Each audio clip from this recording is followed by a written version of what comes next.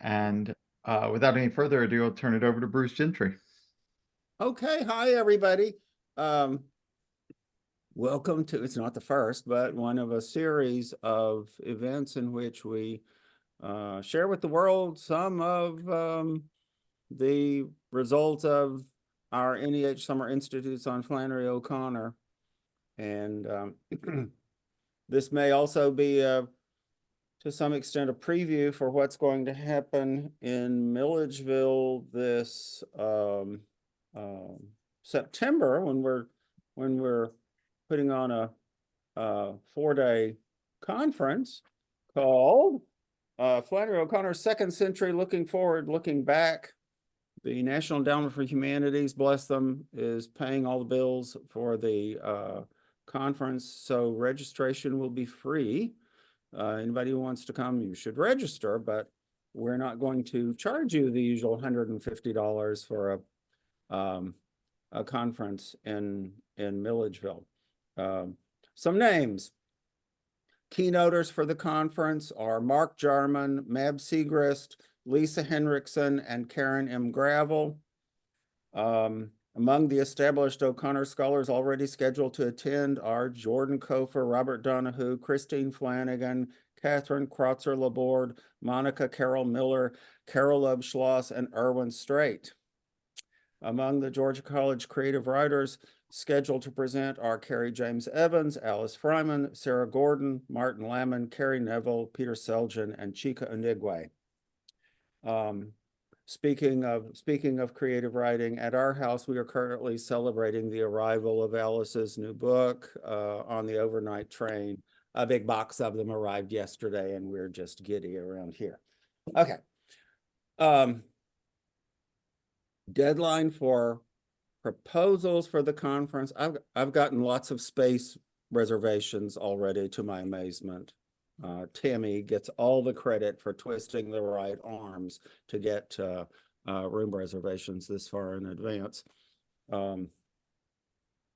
We will have, I think, plenty of room for lots of people to give papers. So May 15th is the deadline to send me a proposal of 100, 200 words. If you've got something that you would like to present at the conference, and I will get the program finalized by July 1st and post it at the Andalusia Institute website, which is going to be the home for all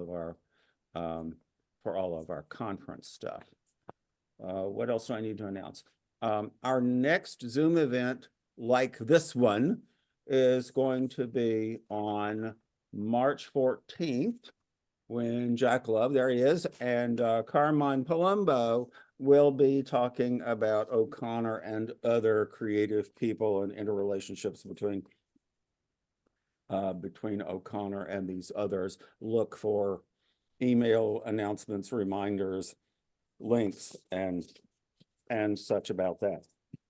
Okay, the way we're going to proceed tonight is that I'm going to introduce our three speakers right off the bat, and then we will hear from them. And then when that's all over, I'll be paying attention to what's in the chat and noticing who's using symbols on the screen to say they've got a question.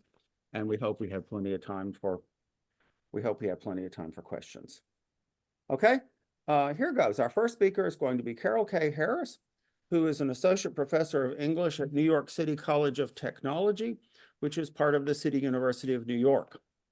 A veteran of our 2007 NEH Summer Institute, Harris has published in the Flannery O'Connor Review, Partial Answers, Renaissance, and Approaches to Teaching the Works of Flannery O'Connor.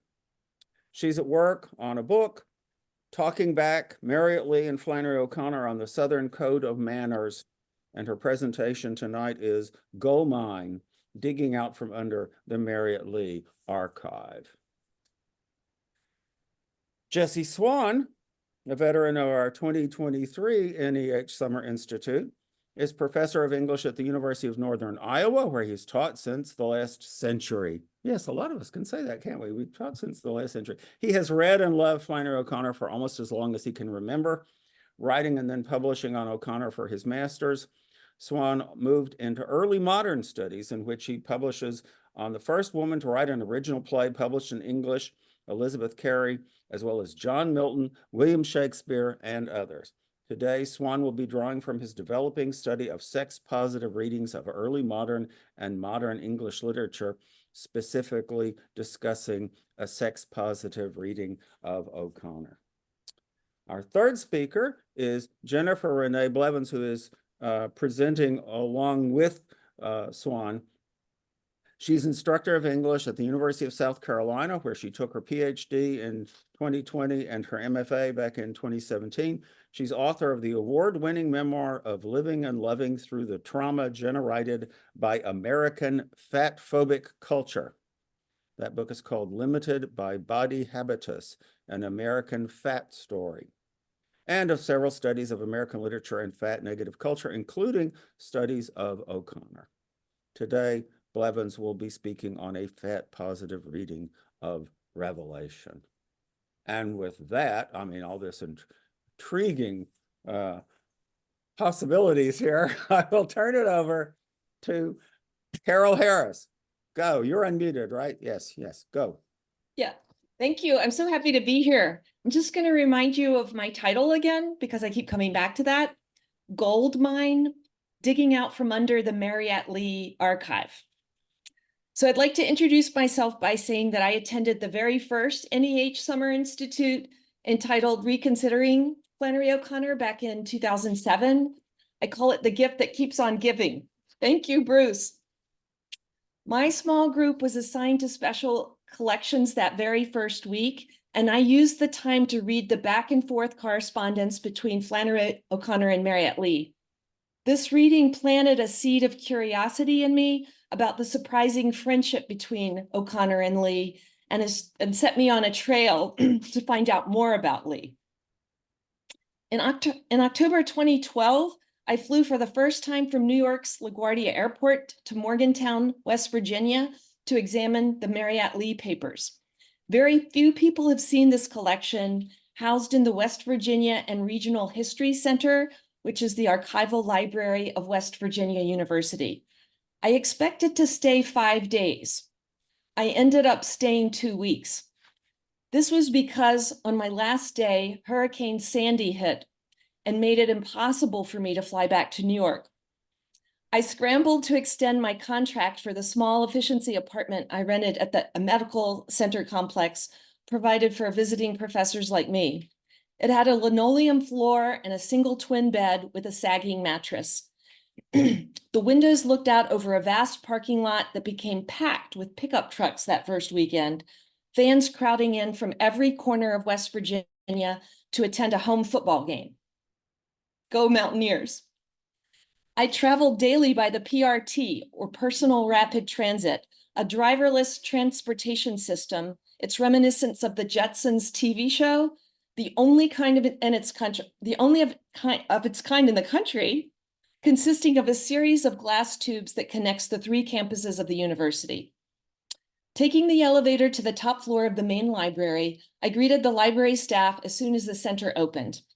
I stayed all day, with only a quick break for lunch at The Grind, a beacon of coffee hope across the street. The best way to stay awake during the long stretch of afternoon ahead? Get caffeinated with the Brown Russian. In those weeks, I poured over some 60 jumbo-sized boxes of unprocessed archival material from Lee's estate. Haphazardly organized, the boxes contained videos, photos, letters, date books, paintings, dresses, as well as 40 years worth of journals and mini drafts of plays, short stories, and her unfinished autobiography. It was as if I had been dropped into the wild, wild west of archival research with no experience to prepare me. In that first trip, I did triage on most of the boxes simply to see what was there. Among the boxes, I came across 6 notebooks of SALT. That stands for Soul and Latin Theater, the street theater group Lee founded in 1968 for teenagers at Benjamin Franklin High School in East Harlem. I traveled from New York City all the way to West Virginia on a propeller airplane, no less, to study what Lee had accomplished in New York City, the irony was not lost on me. Make haste, Bruce. My unwavering advocate counseled me. There are people out there hungry to learn more about Maryat Lee. You've landed on a gold mine. Over the course of 2 more research trips to West Virginia in summers 2015 and 2023, 1 trip to the Rose Library in Atlanta, that's at Emory, and several visits to the New York Public Library, I've published 2 articles on O'Connor's unlikely friendship with Lee, given countless conference papers on that topic, and I now have a contract with Fordham University Press for my book entitled Talking Back, Maryat Lee and Flannery O'Connor on the Southern Code of Manners.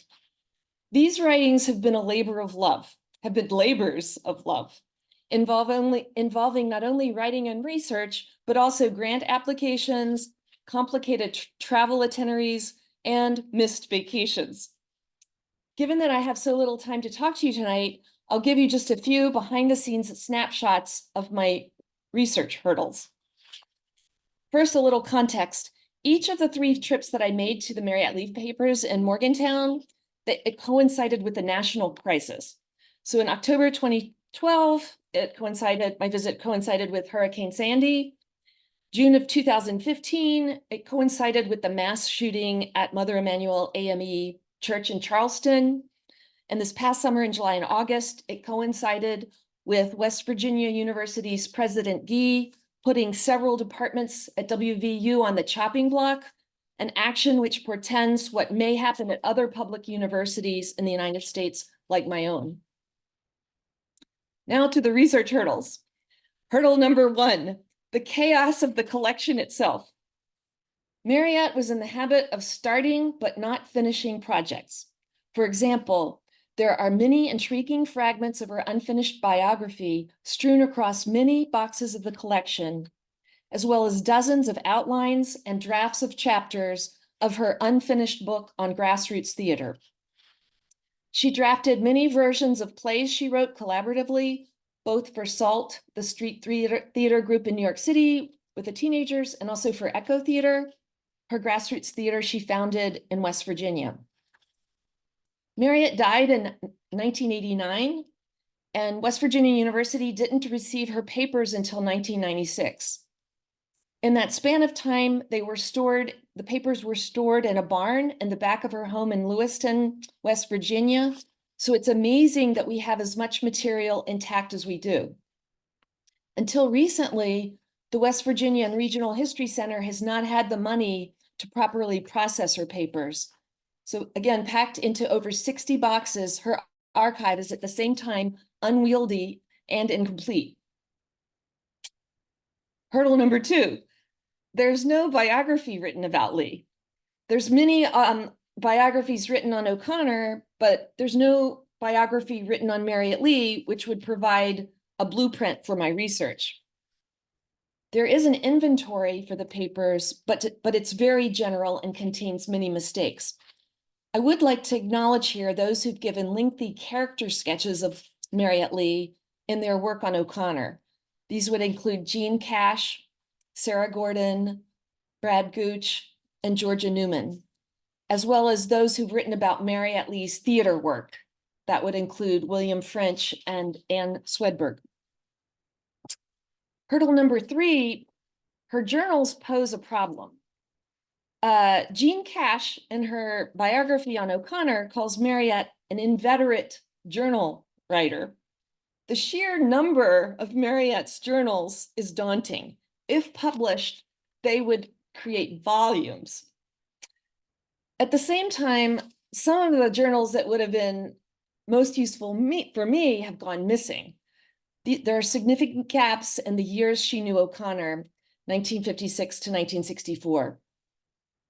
For example, when I first traveled to Morgantown, I was working on an article about O'Connor's missed encounter with James Baldwin in April of 1959. Many of you will remember that it was Maryat Lee, living in New York, who tried to hook O'Connor up with Baldwin.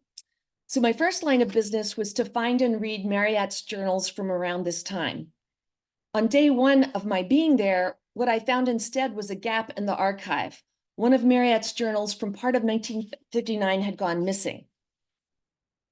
Another important gap in the journals was from December 1959 to February of 1960. In 1959, Maryat visited Milledgeville for Christmas. She was there to visit her brother, Robert E. Buzzley, and his family. But she ended up extending her visit for 6 weeks after being hospitalized for an emergency hysterectomy. Once back from the hospital, this was in Piedmont Hospital in Atlanta, she recovered in the mansion, her brother's home just off the Georgia College campus, and visited Flannery every day. They painted together. They shared meals together. Georgia Newman, in her dissertation on the letters between O'Connor and Lee, lets us know this. There was surely a lot of rich reflection on that time, but this journal is missing. Hurdle number 4. Maryat's handwriting is terrible. In her letters, and especially in her journals, her handwriting is very hard to decipher. It's tiny, squiggly, and inconsistent. She was right-handed, but at times she experimented with writing with her left hand based on various psychotherapies she undertook. When angry, she could spew venom for pages and pages. Her penmanship reflected her dysregulated state of mind. Reading her journals has always been a constant act of decoding on so many levels. Sometimes F stood for Flannery. Other times F stood for Fran, who was her girlfriend of 13 years. She used nicknames for people and flooded the facts of her daily life with endless musings that often contained pretty graphic sexual detail. Who would guess that Oscar with a K, with whom she had a torrid affair, was in fact Paul Tillich, her thesis advisor during the 50s at Union Theological Seminary. Hurdle number 5. Her letters to O'Connor and O'Connor's letters to her are not in her papers. There are, however, many hundreds of letters written to other people. Tracking these was made more complicated by the fact that Maryat often wrote letters that she did not send. When angry, she often wrote an angry letter and later wrote a more measured letter to the same person. Sometimes it was very hard to determine if she'd actually sent it. And then finally, hurdle number 6, getting to Morgantown without a car and finding ways to finance these trips has required true grit and perseverance. This past summer, for instance, I learned that there was no longer any direct flight from New York City to Morgantown. After much sweat and fret, I gratefully stumbled upon a travel agent in West Virginia who knew the inside scoop on Southern Air. So she could book the trip, the second leg of my trip from DC to Morgantown on a propeller plane. On arrival in Morgantown, I discovered that in July, downtown Morgantown virtually shuts down. Homeless people flood the streets and many of the restaurants close. I actually found it hard to find places to eat. Then, like institutions everywhere during the pandemic, the library closed. I was able to extend one grant I had received for the summer of 2020 by 3 years. Finally able to take that trip this past summer. Despite these hurdles, I have mined many nuggets of gold in Maryat Lee's archive. I'll give you just 2 here, and then I'll direct you to read my published articles. The first is a painting, a very large painting entitled Grace Dyer Lee of Maryat's Mother. This large oil painting, one of Maryat's most beautiful and her personal favorite, was completed in 1960 during her extended time in Milledgeville.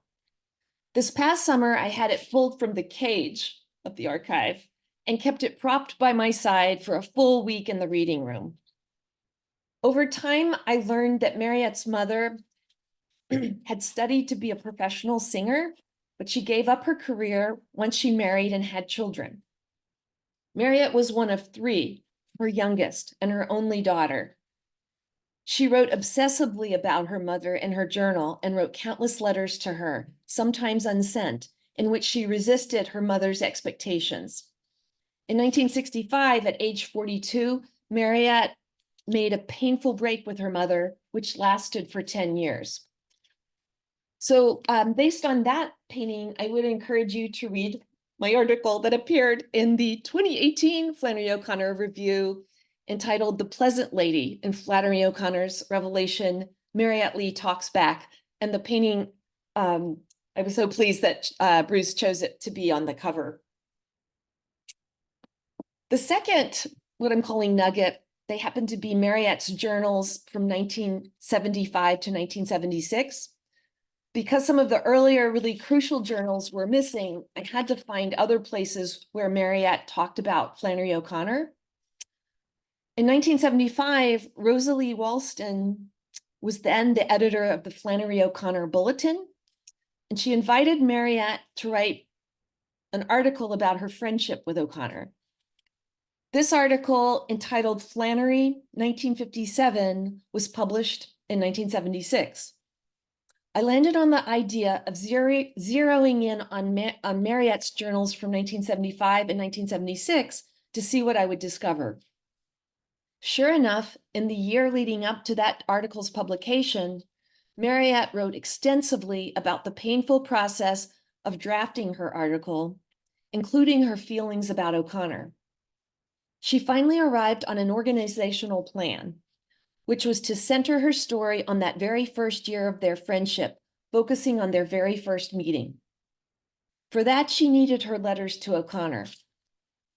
Regina O'Connor, Flannery's mother, agreed to give them to her. So in the spring of 1976, Maryat drove from New York City to Milledgeville to retrieve the letters. And on her return trip, she visited her own mother, Grace Lee, in Danville, Kentucky.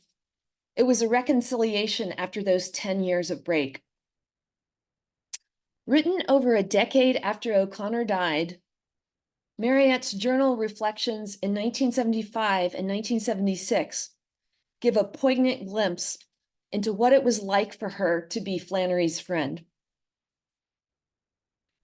Parallel to this find of the journals from 75 and 76, I had already discovered an intriguing draft of Flannery 1957 in the Robert Giroux collection at New York Public Library.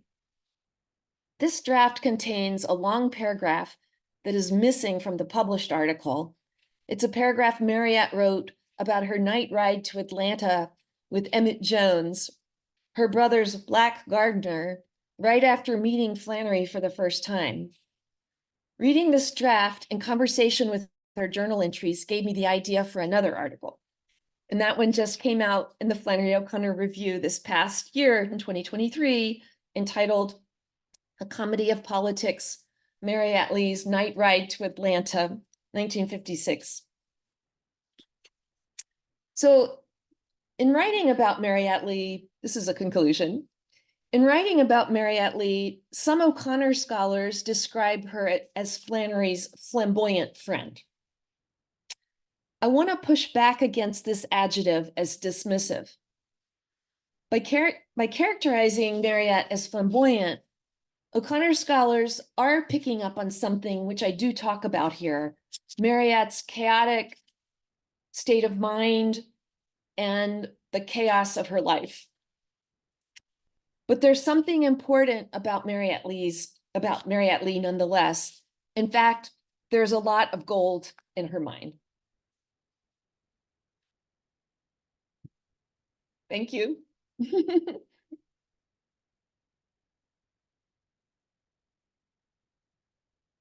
Sorry, everybody's muted, including me, but okay. Next up, Jesse Swan. Go for it. Unmute yourself. Yes, okay. Okay, there we go. Okay, so I'll just read right through this to keep to my time. So my title is Sex Positive Revelation. So it's going to be about the story Revelation as well as Jennifer's. Mainstream American literary criticism, like the Academy that it produces most of it, is bureaucratic and sex negative. This double closure, both the bureaucratic ethos and the specifically sex negative default perspective, foreclose sensual experience and the perception of sensual relations in order to produce positivistic, objective, measured, and calculated observations and interpretations or triggers for cancellation. Flannery O'Connor's violent Gothic power is radically disciplined, even tamed and transformed by such an industry when it is not authoritatively banned as just too much, especially for children. Because the bureaucratic and scientific manner of the Academy pervades almost implacably, taking cues from O'Connor's contemporaries, such as Joseph Heller and Kurt Vonnegut, can provide the liberation needed to open our minds to understanding better our various reactions and intuitive, usually unuttered, interpretations of O'Connor's stories, as well as her own understanding of the story. Like Catch-22 and Slaughterhouse-5, sex positivity makes an essential feature of the bureaucracy ironic. As is a bureaucratic catch or protocol, a sex positive or sex negative attitude is either instituted or it is excluded.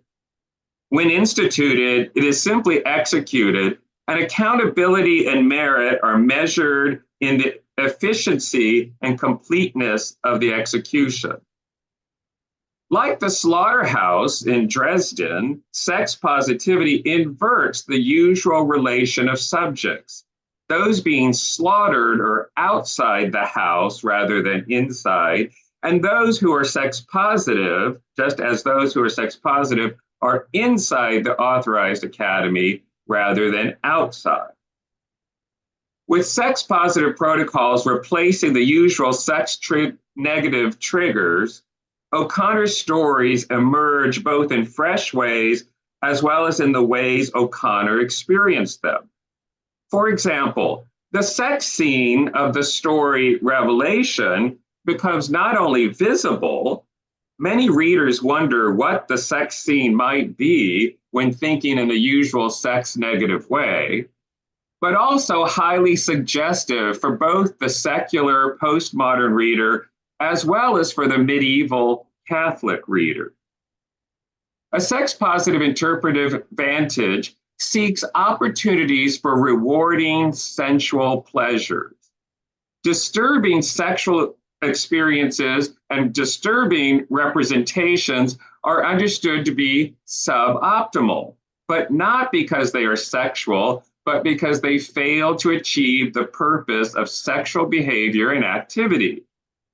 Further, violent activity that is sex negative viewpoint labels as sexual is not understood to be sexual unless it is purposeful and produces intended pleasures, such as in a sadomasochistic event.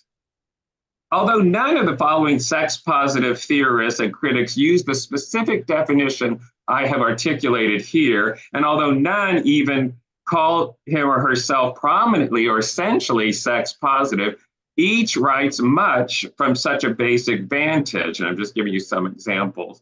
Patrick Califia, very famous F to M lesbian, famous for public sex. Sarah Schulman, very famous lesbian pro-love activist, author of My American History and much more. And Lee Edelman, a Thanatos positive theorist and literary critic, very famous for and influential for No Future Queer Theory and The Death Drive.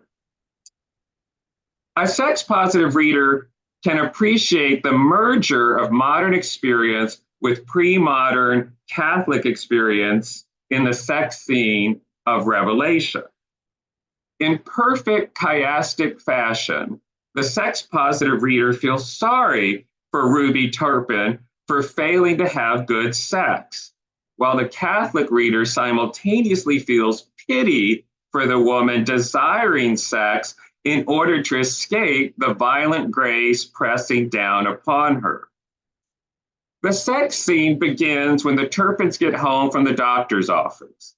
The Turpins decide, perhaps hastily, to skip eating in favor of getting to the bedroom where they lower the shade and get themselves into bed together, Claude with his leg on a pillow and Ruby with a damp washcloth over her eye.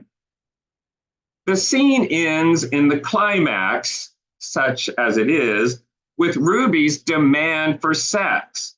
"Listen here," she said, "kiss me." And Claude, perhaps eagerly and as much as he could, obligingly, leaned over and kissed her loudly on the mouth. He pinched her side and their hands interlocked. Her expression of ferocious concentration did not change. Claude got up, groaning and growling, and limped off. She continued to study the ceiling. This, as you can imagine, like most sex in O'Connor, is bad sex. Neither Claude nor Ruby is gratified much, if at all. The narrative voice indicates plainly that Ruby desires sex, and it's not wrong to feel that Claude does too. Indeed, his ludic character may suggest that he does. The kissing and the pinching and the interlocking are keen, yet the passion of pleasurable sex behavior evades the characters. The rational, modern, or postmodern reader, including the sex-positive reader, readily imagines why. They both are profoundly injured and suffering from their injuries. Claude with his nasty ulcer, Ruby with her pronounced concussion. The bad sex, owing to the physical pain the pair suffers, compounded by the mental and emotional strain Ruby suffers as a result of Mary Grace's revelation that of all to whom the revelation might justly have been applied, like the trash in the room, she, Mrs. Ruby Turpin, a respectable, hardworking, church-going woman, spending the afternoon lounging in bed with her lover, was, as Ruby recalled in her ruminations, a warthog from hell. Intensifies rather than dissipates Ruby's internalized fat phobia, which tells her that she was uglier than the ugliest people she knew. Ruby wanted good sex to tell her that she was beautiful, as good sex does make one feel. But she had bad sex, and this makes everything worse. The Catholic reader, like the Catholic writer, also sees the sex as bad, but not as the sex-positive reader does. While the sex-positive reader understands and even sympathizes with Ruby's desire for good sex and all the pleasures, including the pleasure of relief it brings, the Catholic reader sees Ruby's desires and intentions to be evil. They are evil not so much because they are carnal, although all things carnal are evil, but more importantly, because they operate to prolong Ruby's resistance to the violent passion of love, the love of her eternal lover, of God's grace, a love that can hardly be more violently pressing down upon the old decrepit soul.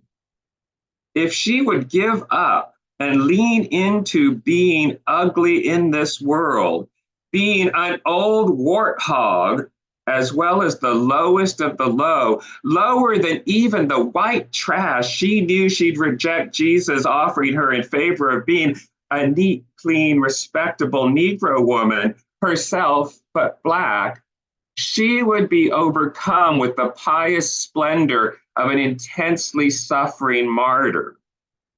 But she has bad passion instead, resisting as she does grace, a resistance that, in part, takes the form of desiring good sex.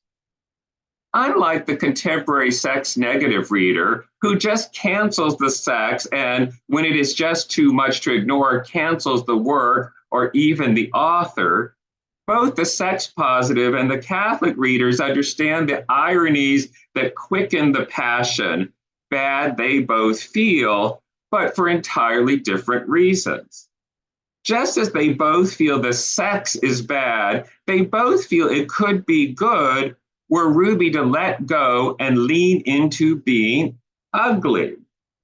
To Ruby's Southern society, ugly is fat and trashy, while to O'Connor's Catholicism, it is a human resistance to the love born of violence and pain. When any reader senses these competing meanings and experiences simultaneously, she feels the Gothic and the grotesque that is distinctly O'Connor's. She also then is called upon to choose what she will believe and what she will do. Okay, thank you. Thank you. And now we will turn it over to Jennifer Renee Blevins. Thank you. I'm unmuted. Yes. Wow. Good evening, and many thanks to Jesse for inviting me to join this conversation. And by the way, Jesse, I am never going to look at that story the same way again. So thank you for that.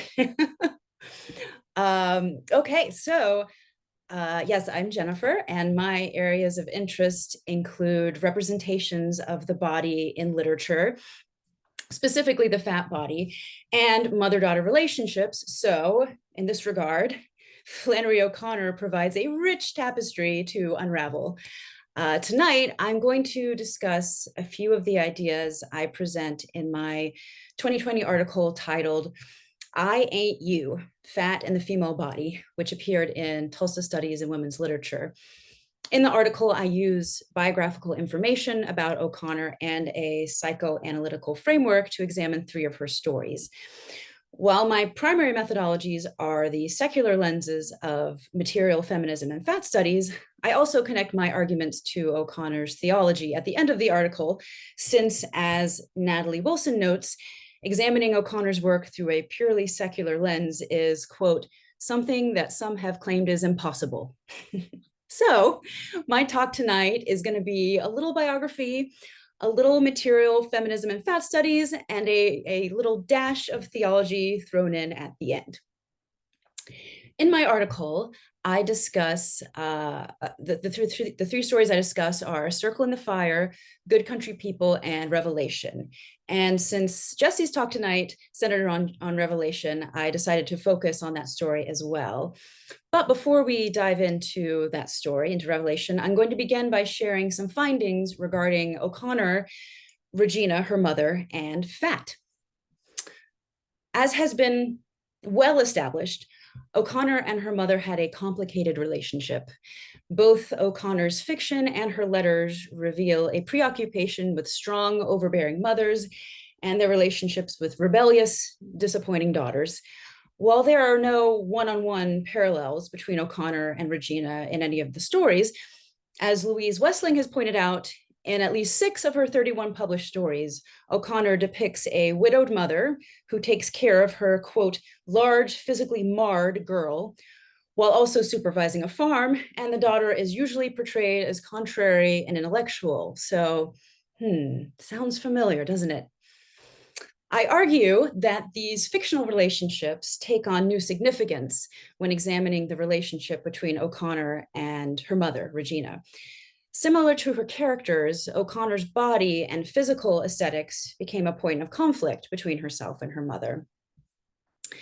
In an early autobiographical story from the mid-1930s, O'Connor depicts Regina at the kitchen sink barking orders, commanding her to hold your stomach in.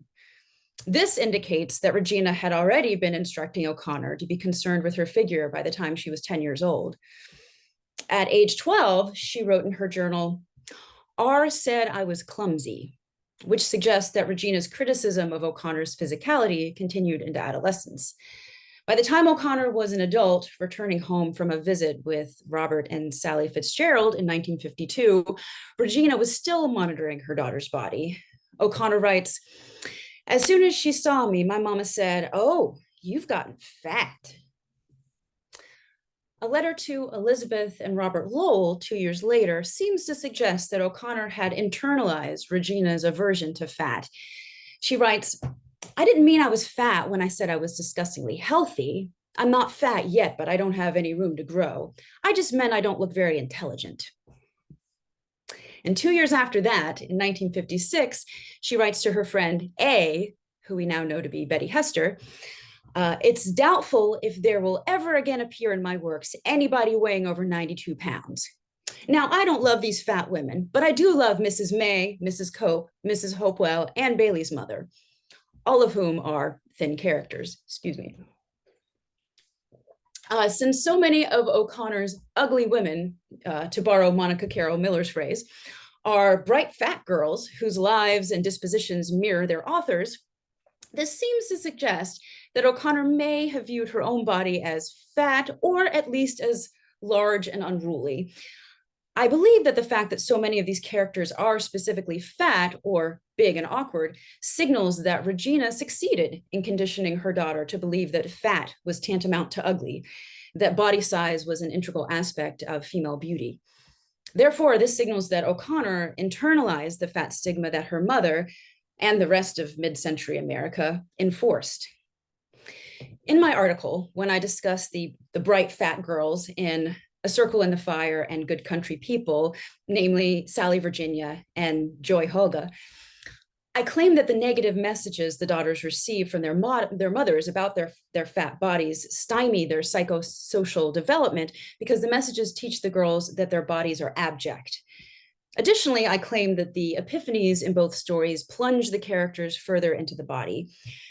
Well, I would love to elaborate on those claims. I know that my time is limited and I'm watching the time. So instead, I will now turn to Revelation to discuss how fat bodies and a mother-daughter conflict facilitate epiphanies.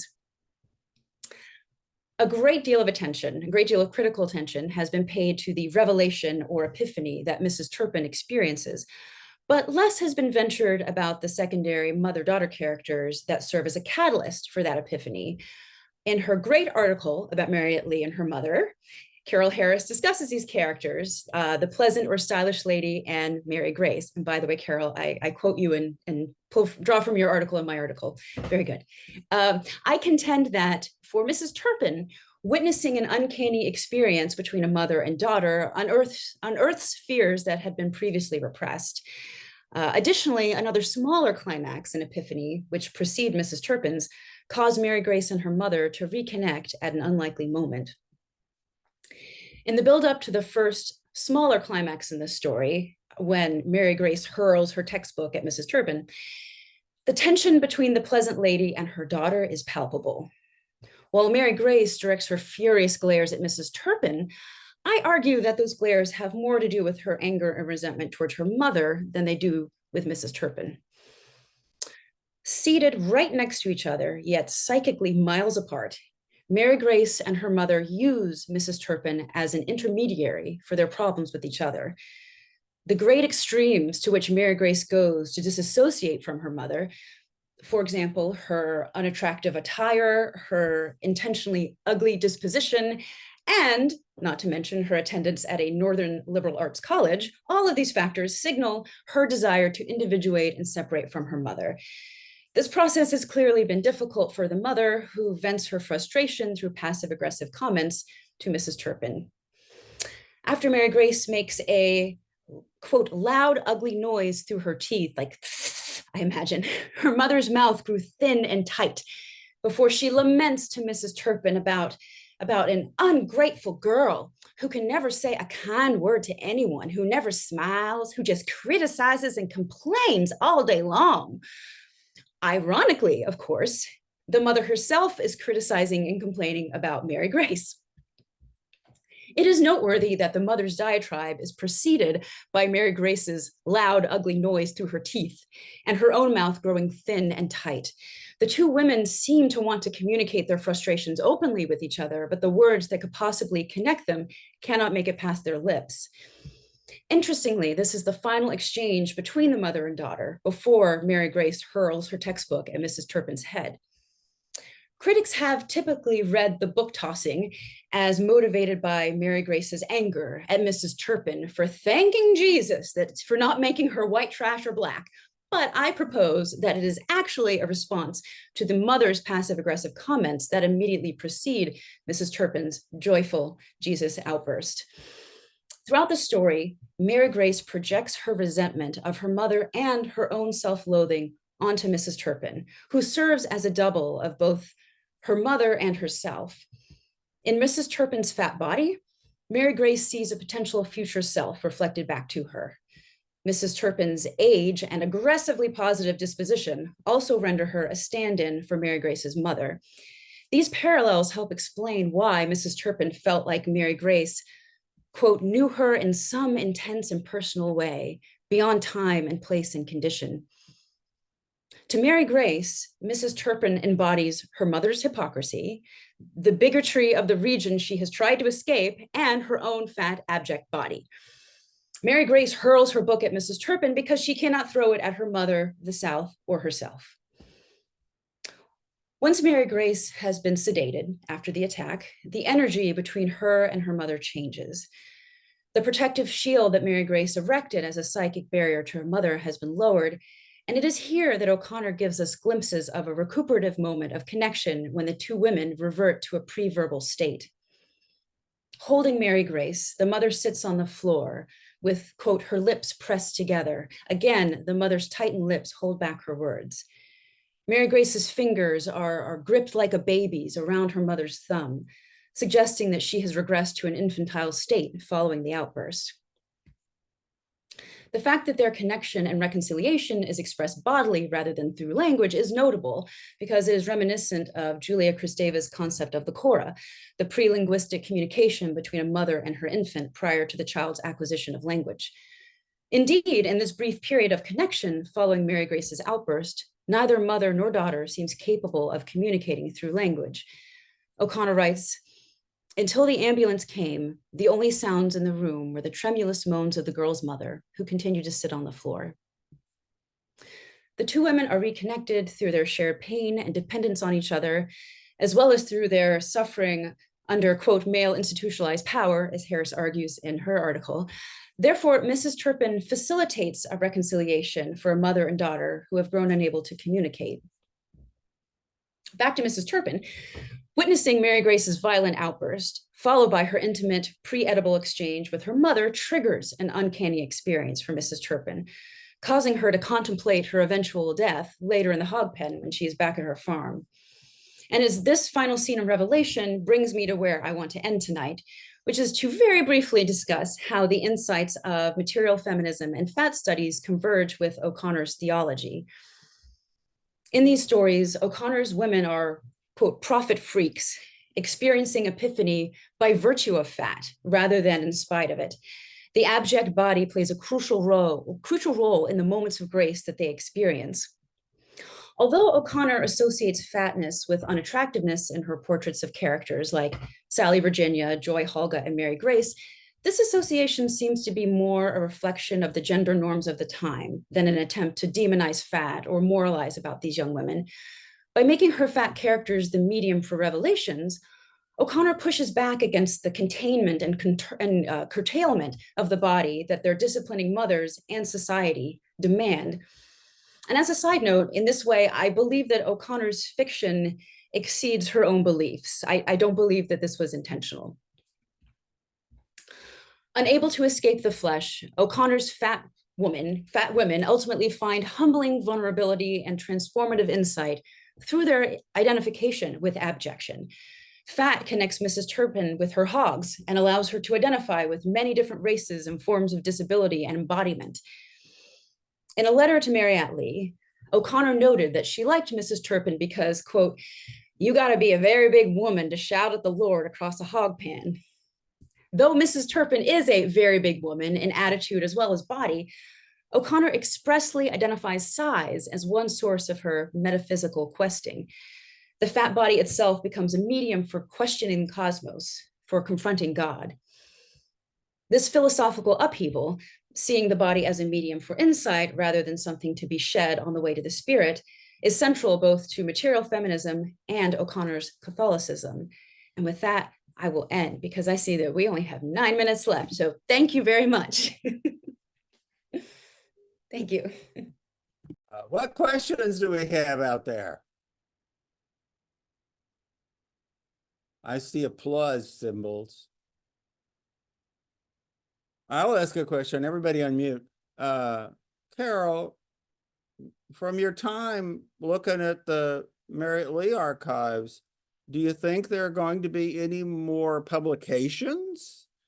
I mean, are there going to be books that come out about, documents that are in the archive that have something to do with the O'Connor Maryat connection? I'm not certain I understand your question. Are you meaning from me? Yeah, and for or for somebody else, do you say, "Oh, this is a gold mine. I can't get to all of it. Somebody else is going to come do this and this and this"? What do you think? Well, I would say that they've hired an archivist that's going to start at the end of this month. It's a grant for 2 years to properly process some of their collections, and that one's on the list. So that might make it easier for people. Somebody do a book. For me, it poses a little problem. One of the librarians took me aside when I was there in 2015 and told me about this and said I should take exceedingly good notes about where I'm finding items in the archive, because the box numbers will change. That just potentially poses a problem for me in terms of bibliographic sources. Yeah. Okay. Mhm. Well, okay. All right. My other question that I have in mind is about Revelation. And the original ending of the story was Mrs. Turpin looking at the sow with her piglets and thinking they're panting with, with a secret life. Is that about sex? Is that about fat, or both? What do you say? Well, I talk about in my article how it's I talk a bit about the repressed maternal with Mrs. Turpin. I venture that that she doesn't have children. She never mentions children. She's past what we would consider childbearing age, especially at that point in time. And so in that scene, actually, there's a great moment where she's spraying the water in the pregnant pig's eyes, sort of sadistically, and I talk about with the baby pigs running around, about that being sort of the repressed, because also it's this uncanny moment of the repressed maternal sort of coming up. But I'm curious to hear if Jesse wants to connect it to sex. So, Bruce, so you say the original ending? Are you thinking about, because I'm thinking about the ending that's published. Are you just saying the ending or the original ending? The original ending with pigs panting with a secret life, and then Flannery added that last page later. That's what I thought. I remember seeing something about that in the archive, and so I know I love the question, right? Oh, what is a sex positive, whether or not it's about sex, what does a sex positive view bring to that? Just like what does a fat positive view bring to that? I don't know that Maryat Lee is involved at all, but that's what I would say. Well, what does a Lee positive view have to do with that? But I suspect that it would. There's something sensual. There's certainly something sensual going on, and that would be explored. But even in the ending that's published, the hogs are very much, she's essentially connected to them as through Mary Grace's revelation. I mean, she is one of them, and it's even sensually described. Mm-hmm. But interestingly, again, there's this sort of like sadomasochistic aspect to it, again, because she keeps like, what is the line? blindly pointing the stream of water in and out of the eye of the old sow who's outraged squealing she did not hear. I mean, so if you want to go there, there's sort of a, sadomasochistic aspect to it too. Whenever I've taught that story and pointed out to, students that the story ended with the pigs at one point, I said, if she hadn't added that scene with everybody shooting off into heaven at the end, we would be writing article after article after article after article about the deep meaning of pigs. And I think that's, that's what, y'all are suggesting one could do. And of course, that story has everything to do with Maryat Lee, as Carole has taught us. And I suspect Maryat Lee is going to be tied in with more and more of O'Connor's fiction, the more we know about Maryat Lee. Don't you think, Carole? Carole, can you think of anything you see in the journals about the body and size and that sort of thing? I mean, I think that's one connection they had. First of all, Maryat Lee was over 6 feet tall. She felt incredibly ungainly. So, and her mother, similar to what you were saying, Jennifer, as she was growing up, would kind of be scrutinizing her to get her to join cotillion and all these expectations of like prescriptive gender stereotypes. And a really pivotal moment in her teenage years, she had a really love-hate relationship with her brother Buzz, and they were playing a game of catch, which she was like, some people, in some cases it seems she was 13 and some at 16, but he accidentally threw a baseball at her too hard and it hit her breast, and she was she had to have a mastectomy from that at an early age. And she there's evidence that she shared that with O'Connor. I mean, she was pretty open about it. So she had a lot of stress in relation to her own body and trauma,